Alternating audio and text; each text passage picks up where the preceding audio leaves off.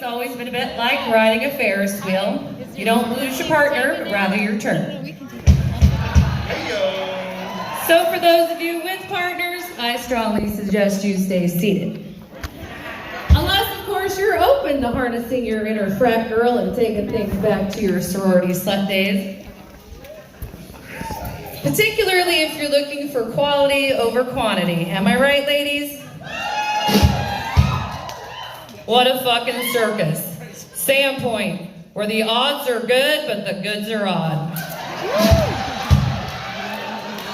If you're just out for a night with your lady friends playing capture the red flags, there's typically just one agenda. Okay, maybe three. Drink in excess, have fun, and find someone to take home. But if you're looking for something a bit more substantial, questions you may find yourself asking might be things like, how many of his ex-wives or girlfriends do I know? And are we acquainted? Like, maybe we both know the other lives in Bonner County, but do we hang in the same friend group? Have I slept with any of his friends? And if so, have we reached the statute of limitations? I'm like a teenage girl when it comes to men. I check them all out all day long, everywhere I go. So ladies, if any of these men belong to you, I am sorry. I look at men the way one might look at cuts of meat at the butcher counter. Well, that looks like a nice piece. Man.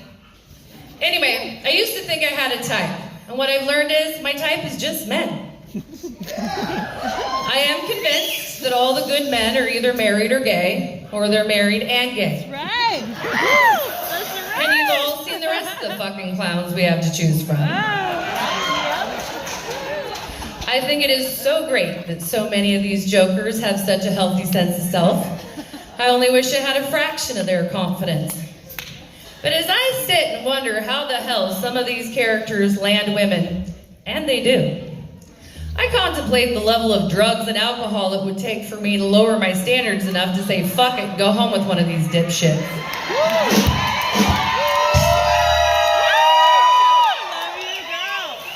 To be fair to the aforementioned male members of our very shallow dating puddle here in Sandpoint, I know it is not all you. Personally, I hate the entire fucking concept of dating. Always have. Flirting is so far off my radar that I am neither picking it up nor am I laying it down. Girl, yeah. I think that people often confuse my ability to shoot the shit and banter with the best of them as flirting, but believe me, I don't even know how anymore. Add the fact that I'm an ageist and it definitely doesn't help my cause. I'm not totally sure where my high and low range begins and ends, but I know it exists. And younger is typically where I struggle. I know that Demi and Cher have been pulling that shit off, but it twists my brain. I think anything under, 40 feels like a push.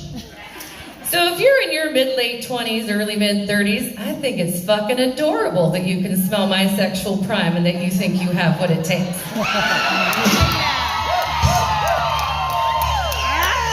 But darling, I've got sweaters older than you. But for the ladies who don't struggle with the paralysis of chronic overthinking like I do, I feel confident that after a riding lesson or two, some of these sweet young men would get the hang of things. They seem very eager and attentive. So ladies, whether you've been a member of the Sandpoint dating circus for a while now, or you're crazy enough to be contemplating joining the shit show, let us all just remember to be on our best behavior and to play nice. The pool is shallow and murky on its best days, so let's avoid being cats and she-lions. Because the truth of the matter is, it may not be your turn right now, but it could be soon. Yeah, girl!